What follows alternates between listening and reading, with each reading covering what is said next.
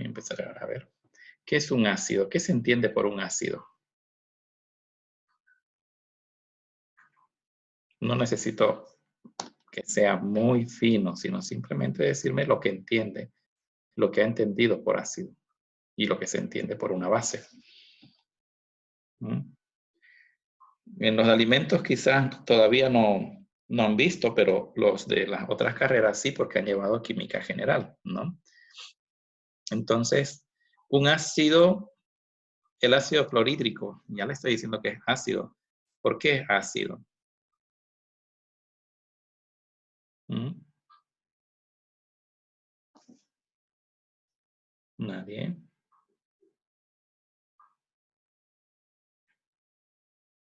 Tenemos el primer concepto de acidez que lo dio Arrhenius, ¿recuerdan?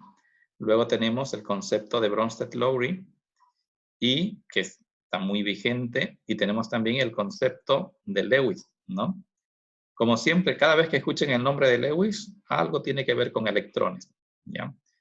Pero Bronsted-Lowry establecieron un concepto bien interesante que nosotros en química orgánica, cuando vamos a identificar a un ácido, especificamos si se trata de un ácido de Bronsted o de un ácido de Lewis.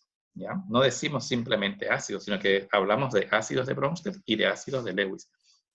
Y es que según Bronsted-Lowry, un ácido es una especie química capaz de ceder protones, ¿no es cierto? ¿Y a quién le va a ceder los protones? A una base, ¿sí? Y entonces la base es esta especie química que tiene la capacidad de aceptar protones, ¿no? ¿Qué tan fácil o qué tan difícil le resulta a un ácido liberar ese protón, ceder, compartir ese protón con alguien, cederlo realmente? Eso ya se valora mediante la fuerza del ácido, ¿no? Y esa fuerza del ácido nosotros la valoramos mediante una constante de acidez, para los que recuerden, una K de acidez, ¿no? Y entonces, o podemos trabajar con la K de acidez, o podemos trabajar con menos logaritmo de la K de acidez, que se conoce con el nombre de pK, ¿ya? Y es que mientras más pequeña sea la K de acidez, mientras más pequeña sea la K de acidez, ¿qué pasa con el pK? Más grande, ¿no es cierto? Entonces, porque el pK es menos logaritmo de la constante. Entonces, si es pequeña la constante, va a ser más grande el menos logaritmo. Entonces, mientras más pequeño es pK, mayor será la acidez de un compuesto, ¿sí? Y esto es importantísimo en química orgánica, porque es que todos los compuestos orgánicos, casi todos, los que tienen este comportamiento ácido son ácidos débiles, ¿no? Entonces, dentro de esa gran gama de ácidos débiles, a nosotros nos corresponde identificar cuál es un poquito menos débil que el otro y cuántas veces es más ácido uno que el otro, ¿no? Y para eso necesitamos entender bien el concepto de la acidez. Esto desde Bronsted. Y desde desde Lewis, el concepto de acidez está ligado a los electrones. Y según Lewis, un ácido es una especie química que puede tener carga o no, pero que tiene la capacidad de aceptar electrones, ¿ya? Por ejemplo, un cloruro de aluminio, AlCl3, no tiene hidrógenos, por lo tanto, no está dentro de lo que es el concepto de Bronsted, de un ácido. Sin embargo, si ustedes hacen la fórmula, ¿no? Escriben aluminio y la fórmula, la estructura de Lewis con los 3 cloros, se darán cuenta que al aluminio lo rodean en total 6 electrones. Y es neutro. Entonces, si lo rodean 6 electrones, él puede llegar hasta los 8, ¿no es cierto? Por lo tanto, tiene la capacidad de aceptar 2 electrones. Es un ácido de Lewis, ¿sí? Y una base de Lewis será una especie química que puede tener carga o no, pero que tiene electrones para compartir. Por ejemplo, un amoníaco, NH3, sobre el nitrógeno tiene un par de electrones, ¿sí? No tiene carga, ¿no es cierto? Pero tiene un par de electrones no compartidos y los puede compartir fácilmente con un ¿ya? Asimismo, en el caso de los, qué sé yo, por ejemplo, un hidróxido, así como se ajusta al concepto de Bronsted porque puede aceptar un protón, también se ajusta al concepto de Lewis porque tiene electrones para ceder, electrones para compartir, ¿no? Entonces, fíjense que tenemos que manejar los dos conceptos, ¿de acuerdo? El de Bronsted y el de Lewis. ¿Tienen alguna pregunta hasta aquí? ¿Nada? Bueno, entonces empezaremos a hacer nuestros resúmenes. Voy a hacerlo más pequeño esto. Bien, definición de Bronsted-Lowry. Ácido es una especie capaz de ceder un protón. Base es una especie capaz de aceptar un protón. ¿Ya? Aquí tenemos el equilibrio ácido-base de un ácido en agua, ¿no? Tenemos que la constante de acidez es igual, ya sabemos aquí, las concentraciones del anión, ¿no? Y del ion hidroxonio, entre la concentración del ácido que pudo haber quedado en equilibrio. Por ejemplo, pregunto, si tengo ácido clorhídrico, está en el equilibrio ya, ¿no? ¿Esta concentración es alta o es muy baja? ¿Qué me pueden decir? ¿Está completamente ionizado prácticamente el ácido clorhídrico? ¿Qué es el ácido clorhídrico? ¿Es un ácido fuerte o es un ácido débil? ¿Quién me puede responder? Fuerte. Es un ácido fuerte. ¿Y por qué se caracterizan los ácidos fuertes? Por ionizarse, ¿no es cierto? Por disociarse, ¿no? Entonces, si eso fuese un ácido sulfúrico o un ácido clorhídrico, entonces al lado izquierdo prácticamente no tenemos casi nada, ¿no? Es despreciable lo que hay de el ácido sin disociar. Va a estar prácticamente todo disociado acá, ¿cierto? Así es un ácido fuerte. Pero un ácido débil, por ejemplo, el ácido acético es un ácido débil, ¿no es cierto? En el ácido acético encontramos que en el equilibrio, ¿no? Hay todavía una muy buena proporción del ácido sin disociar. ¿Se ubican? Ahí está la gran diferencia. Entonces, un ácido fuerte se disocia, un ácido mineral, ¿no? Un ácido clorhídrico, un ácido sulfúrico, se disocia prácticamente en su totalidad, mientras que un ácido débil, como son los orgánicos, no se disocian totalmente, ¿ya? Y claro, entonces, si no se disocian totalmente, vamos a tener un valor de la constante de acidez relativamente baja, pequeña, algo por 10 a la menos algo. Por ejemplo, en el caso del ácido acético, no recuerdo el valor exactamente, pero es del orden de 10 a la menos 5, ¿sí? Y claro, estás recordando esos valores, que son grandes, pequeñísimos, pero a su vez para escribirlos son grandes en varios números. Entonces, es difícil y lo que hacemos es utilizar un operador matemático, que es menos logaritmo, y en vez de trabajar con Ka, trabajamos con Pk, ¿de acuerdo? Y el Pk que es menos logaritmo de la constante de acidez.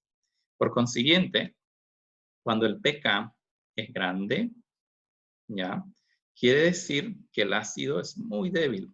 Cuando el Pk va disminuyendo, un Pk menor implica un ácido más fuerte, ¿ya? Y antes de pasar a otra diapositiva. Existe una expresión que ustedes, los que ya llevaron química general, la estudiaron en la parte de tampones, ¿no? Que es la ecuación de Henderson y Hasselbalch, que no es otra cosa que aplicar aquí menos logaritmo. ¿Ah? Y entonces me queda de este lado menos logaritmo de cada acidez, pK, ¿no es cierto? No sé dónde está para poder escribir la opción. Acá voy a ponerla. Vamos a ver si puedo escribir con esto, ¿ya? De este lado le aplican menos logaritmo y quedaría P, me cuesta como un niño de kinder estoy, PK, ¿de acuerdo? PKA, ¿no es cierto? Y esto es igual a ¿qué? De este lado, si aplico menos logaritmo, ¿no? ¿Qué voy a tener? Sería menos logaritmo de la concentración de esto. Fíjense, tendríamos menos logaritmo. Como estoy con el mouse táctil, de todo esto, ¿de acuerdo? De todo esto. Ahora bien, ¿cómo se debe entender el pK? Por ejemplo, les decía, el ácido acético tiene un pK, dejémoslo en 5. Ya, es más o menos 5, dejémoslo en 5. Quiere decir eso que cuando el pH vale 5, ¿ya? Cuando el pH de la disolución vale 5, la mitad del ácido está disociado y la otra mitad no. ¿Se ubican? Fíjense, si esto, la concentración del anión es igual a la concentración del ácido en el equilibrio, esto se me va, ¿no es cierto? Se me va este con este, se simplifican. Y me habrá quedado menos logaritmo de cada acidez, que es el pK, igual a menos logaritmo de los iones hidronio. ¿Qué son los iones hidronios? ¿Quién recuerda? Menos logaritmo de los iones hidronios, ¿qué es? pH, ¿no es cierto? Resulta que el pK es igual al pH en el equilibrio cuando la mitad se encuentra disociado. Esa es la otra interpretación. Si alguna vez les preguntan, ¿y el pK cómo lo entendemos? No estoy hablando de su concepto, sino cómo se lo entiende. Decimos, el pK es el pH al cual la mitad del ácido, ¿no?, se encuentra disociado, ¿ya? Para poder entenderlo mejor. Ahora, vamos a pasar a la siguiente diapositiva. Comparemos aquí la fuerza de los ácidos orgánicos. Les decía que era casi 5, ¿no? El pK del acético. Aquí tienen el ácido acético o etanoico, 4,76. Aquí tienen el fenol, 10, y el etanol, más o menos 16. Entonces, ¿cuál es más ácido de los tres? ¿Quién me responde?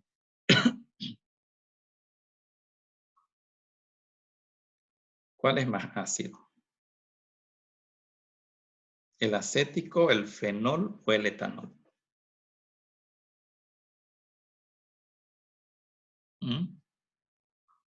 Nadie, simplemente fíjense en los valores de pK.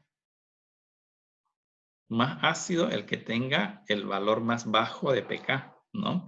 Y el valor más bajo lo tiene el ácido acético, ¿cierto? Entonces el ácido acético es más ácido, ¿no? Es, digamos 5, 4,76, casi 5, ¿no? 5 frente a 10 del fenol. Yo les preguntaría a ustedes, ¿cuántas veces más ácido puedo decir que es el ácido acético con respecto al fenol? Adoptemos 5 como valor de pK para el ácido acético. Que este sea 5. Pareciera el doble, ¿no? Parece, pero no lo es. No olviden que esto es menos logaritmo de la constante de acidez. Esto es menos logaritmo de 10 a la menos 5. Esto es menos logaritmo de 10 a la menos 10. 5 ceros de diferencia. ¿Se ubican? 5 ceros. Y 5 ceros significa 100.000 en notación científica. Entonces, fíjense que el ácido acético no es el doble de ácido, ¿no? El ácido acético es 100.000 veces más ácido que el fenol. Y sin embargo, decíamos que el ácido acético es un ácido débil, que lo es, ¿no? Entonces, imagínense lo débil que es el fenol como ácido. Pero es ácido, ¿sí? Es un ácido muy, muy débil. Y es importante en química orgánica que aprendamos a identificar esas diferencias, porque luego habrán factores que le afecten, ¿no? Factores que ya estudiaremos en la clase de hoy, pero es importante que sepamos identificar esto. Y ahora imagínense, de 10, a 16, 10 a la menos 10, y acá 10 a la menos 16. Son 6 ceros de diferencia. El fenol es 1.000.000 de veces más ácido que el etanol, ¿no? ¿El etanol es ácido o es base? Nos preguntaremos. En realidad, tiene un comportamiento tanto de ácido como de base, según frente a quien esté, ¿no? Por ejemplo, si el etanol, digo, es un ácido, ¿no? La aprendí así, digamos. Es un ácido y un ácido reacciona con una base y le pongo hidróxido de sodio o hidróxido de potasio. No hay reacción, ¿no?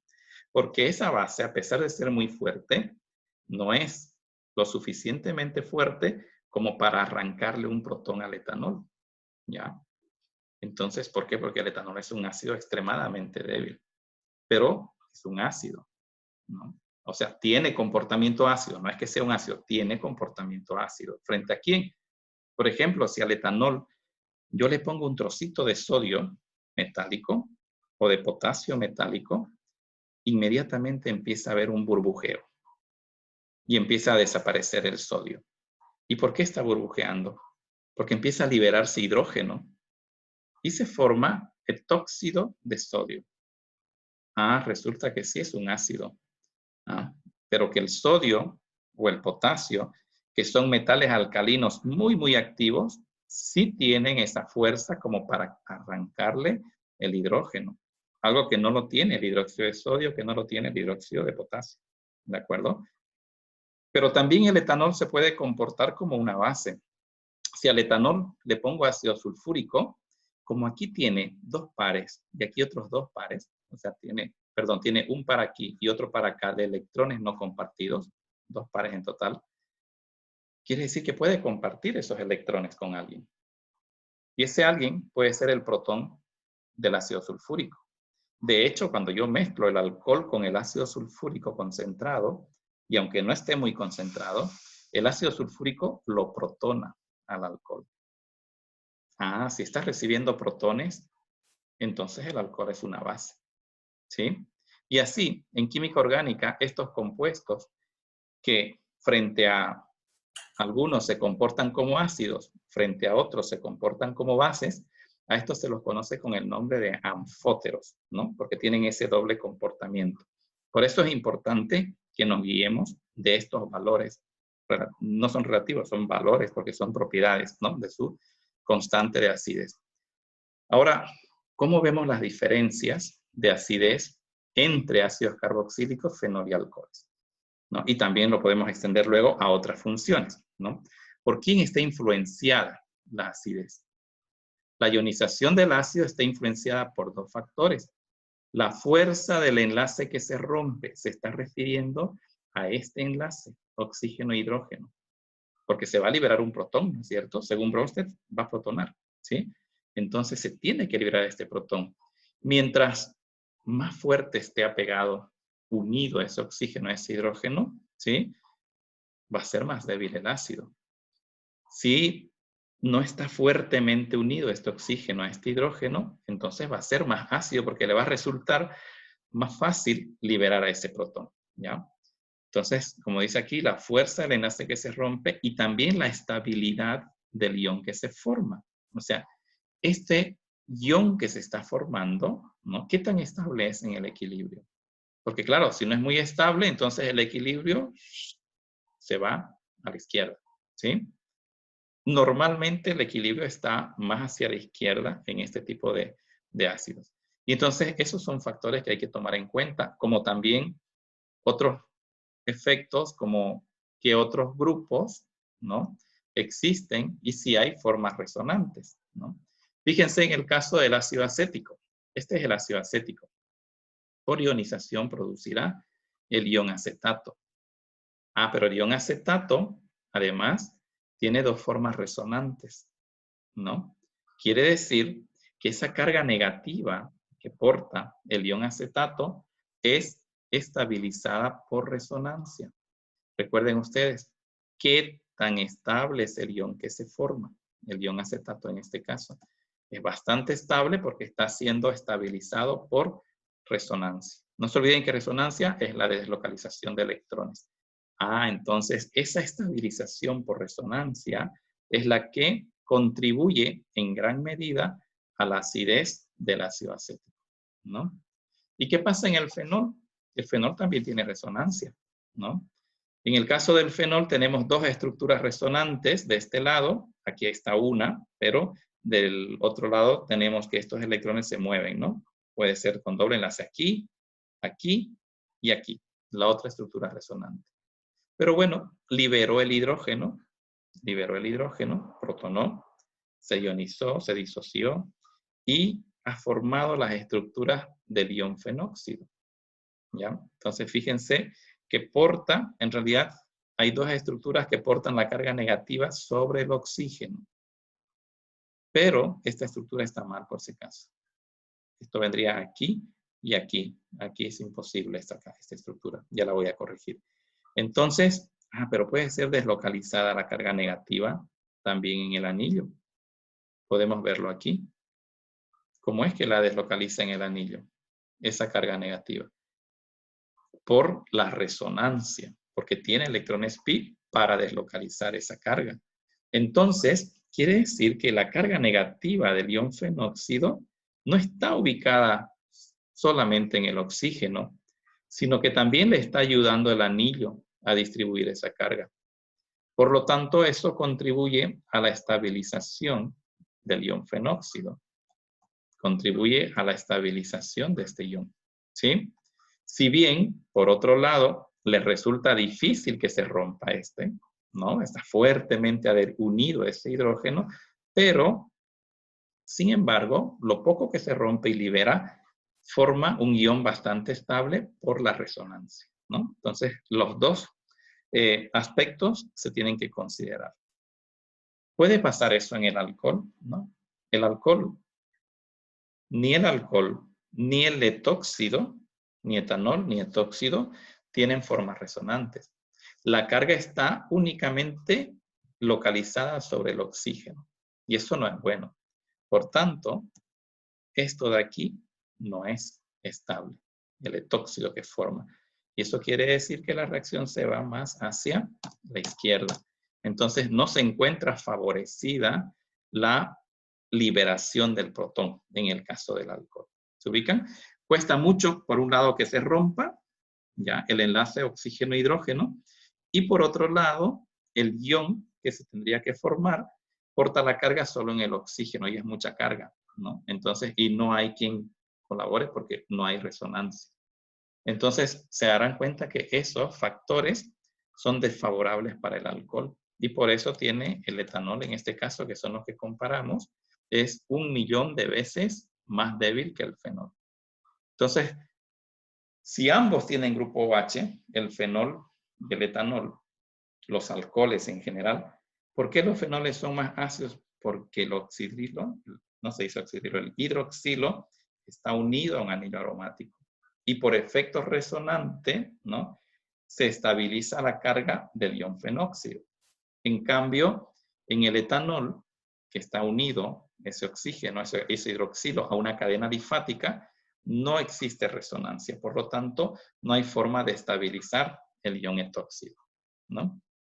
Ahora, ¿pero puedo afectarle a la acidez? ¿No? ¿Puede verse afectada? Hablemos primero de los ácidos carboxílicos y este concepto también se extiende para alcoholes, se extiende para fenoles. Por ejemplo, aquí dice, ¿cuál es la variación en la acidez de los ácidos carboxílicos? Miren, ácido fórmico, el de un carbono, 3.75. Ácido acético, 4.76. Y estamos hablando de que el fórmico es 10 veces más ácido que el acético. Y se dan cuenta cómo a medida que aumenta la cadena, el número de carbonos en la cadena, como que un poquito va aumentando el valor del pK. Luego ya se vuelve muy despreciable, pero se dan cuenta en estos primeros cómo varía, ¿no? Entre el primero y el segundo varía con 1, ¿sí? Quiere decir con 10 unidades en total, la constante. Pero aquí también hay variaciones, ¿no? Disminuye, perdón, 4.76 a 4.87 está aumentando, ¿no? Por acá ya a medida que aumenta la cadena y se hace más larga, no afecta mucho. Pero ¿por qué será esto? ¿A qué se deberá este aumento? A que los carbonos, las cadenas hidrocarbonadas, ¿no? Tienen una propiedad que se llama efecto retrodonador. Ellos donan densidad electrónica. Si donan densidad electrónica, eso favorece a la fortaleza de este enlace oxígeno-hidrógeno. Entonces, dificulta la liberación del protón. Por lo tanto, disminuye la acidez. Entonces, cuanto más larga la cadena, tampoco hay que exagerar, pero cuanto va aumentando el número de carbonos en la cadena, va también afectando a la acidez porque va disminuyendo la acidez por el efecto retrodonador que les hablaba, ¿no? Sin embargo, ¿qué pasa cuando hay un grupo que no dona, sino más bien atrae electrones, quita densidad electrónica, como son los halógenos, por ejemplo, ¿no? Y hay otros grupos más, pero estoy mencionando los halógenos. Vean aquí, el acético, 476. Pero el cloro acético, o sea, cuando ya tiene un cloro el ácido acético, 286. ¿Qué pasó? Resulta que este es 100 veces más ácido que el acético, solo por tener un cloro en vez de un hidrógeno. ¿Ah? Y si le pongo el dicloroacético, 1,29. Y si le pongo el tricloroacético, que es un ácido que se utiliza mucho en química orgánica, ¿no? En reacciones de síntesis, 0,65. O sea que hay 4 de diferencia entre esto y esto. Quiere decir que este ácido tricloroacético es 10.000 veces más ácido que el acético. ¿Pero por qué? Aquí está la explicación. ¿Ah? El cloro que hace atrae densidad electrónica, quita, retira densidad electrónica. Y eso facilita la liberación del protón. ¿Sí? Y a su vez de facilitar la liberación del protón, ayuda también a la estabilización del ion acetato, ¿sí? El ion carboxilato. ¿Por qué? Porque claro, esto está aportando una carga negativa. Es una densidad electrónica alta. Y hay alguien acá, ¿no?, que le gusta esa densidad electrónica y la trae hacia él. Entonces esto ayuda a que se libere el protón y ayuda a estabilizar el ion carboxilato, ¿no? ¿Se dan cuenta? Mientras más cloros tengo, y pueden ser otros, ¿no? Pero estoy poniendo con cloro, mientras más cloros tengo, más ácido, ¿sí? A esto se le denomina efecto inductivo y menos se pone. Menos quiere decir que atrae, ¿no? El efecto inductivo, entonces, favorece a la acidez, ¿no? La presencia de grupos electroatractores favorece a la acidez, aumenta la acidez. Pero miren aquí, estoy poniendo en uno flúor, en otro cloro, en otro bromo y en otro yodo. ¿Qué está ocurriendo? ¿Quién es más electronegativo? El flúor, ¿no es cierto? Luego le sigue el cloro, luego el bromo y luego el yodo. Entonces, fíjense que ese efecto inductivo es mayor en aquel que es más electronegativo. Entonces, si voy a comparar la acidez del fluoroacético con el cloroacético, más ácido es el fluoroacético. El bromoacético es menos ácido y el yodo acético es menos ácido todavía, ¿no? Sin embargo, todos son más ácidos que el acético, ¿no? Pero se dan cuenta cómo el efecto inductivo, ¿a qué se refiere? A la electronegatividad que tienen esos sustituyentes. Mientras más electronegativo sea, en este caso el halógeno, más fuerte va a ser el ácido. ¿Por qué? Porque va a jalar esos electrones, los va a atraer con mayor fuerza, ¿no? Entonces, ya estamos viendo factores, en este caso el efecto inductivo, que favorecen a la acidez, ¿no? Mientras más cerca esté también del hidrógeno que se va a liberar, también va a ser mayor. Fíjense aquí, todos tienen 1, 2, 3, 4 carbonos. Aquí hay un cloro en el segundo carbono. ¿Se dan cuenta la diferencia? Ya un cloro en el segundo carbono, 100 veces más ácido. Pero ¿y si ese cloro está en el tercer carbono? De 482 va a 406. Su efecto está a mayor distancia, no es tan grande. Mientras más cerca esté, va a tener un efecto más significativo. Pero mientras más se va alejando el halógeno de donde está ese hidrógeno que se va a liberar, ya su efecto va perdiendo fuerza. Y miren acá, 452, cuando se encuentra en el tercero, primero, segundo, perdón, en el cuarto carbono. Mientras más lejos, ya su efecto no va siendo tan grande, ¿de acuerdo? Entonces, esto les permitirá a ustedes hacer comparaciones del comportamiento ácido del comportamiento ácido de los ácidos orgánicos, ¿no? Y ahora vamos a ver, y así como fue para ácidos carboxílicos, idéntico para alcoholes y también para fenoles, ¿de acuerdo?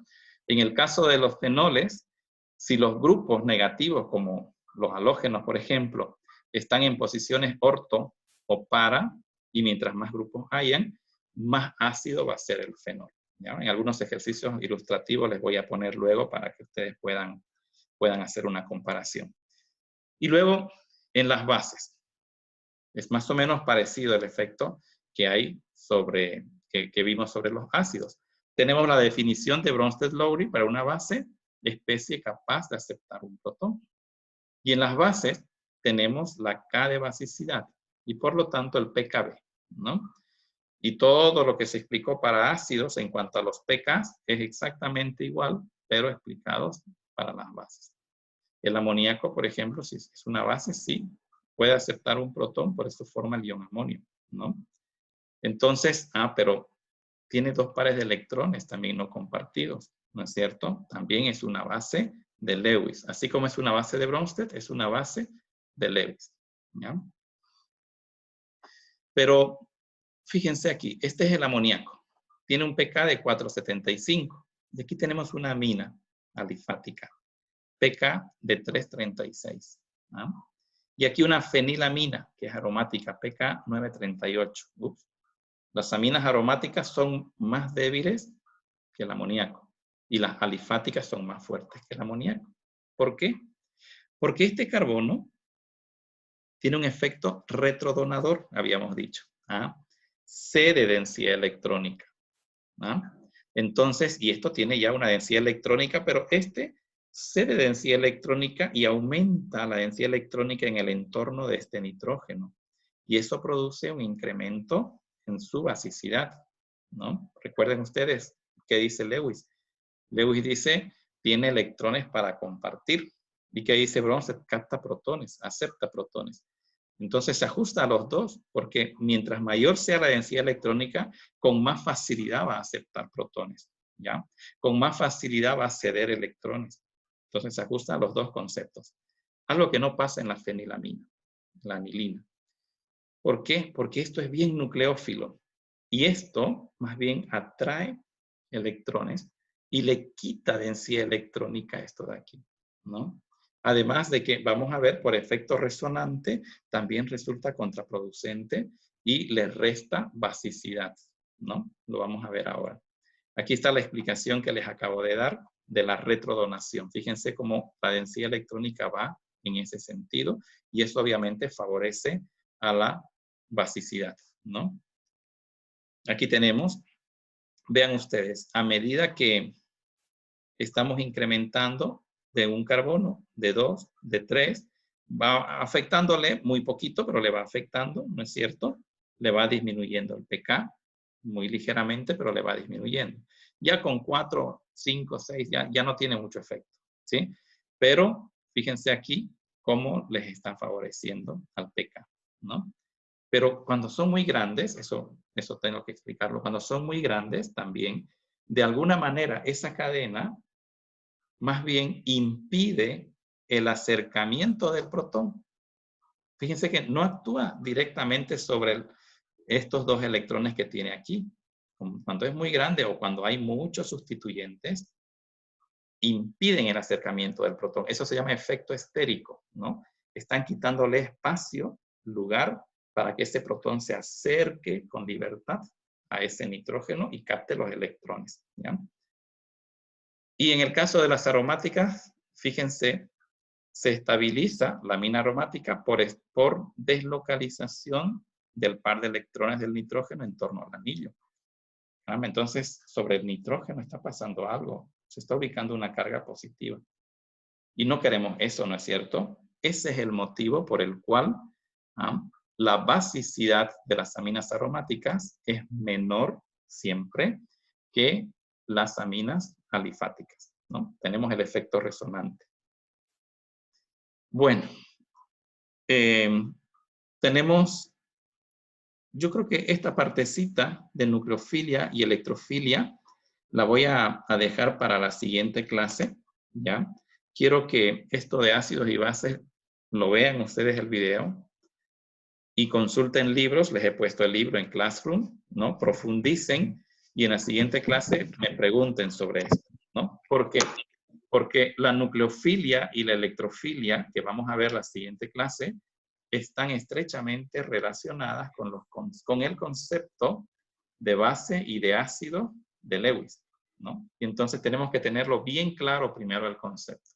No se olviden que los ácidos y las bases, perdón, siempre serán un problema de equilibrio, ¿de acuerdo? O sea, siempre su disociación implica un equilibrio.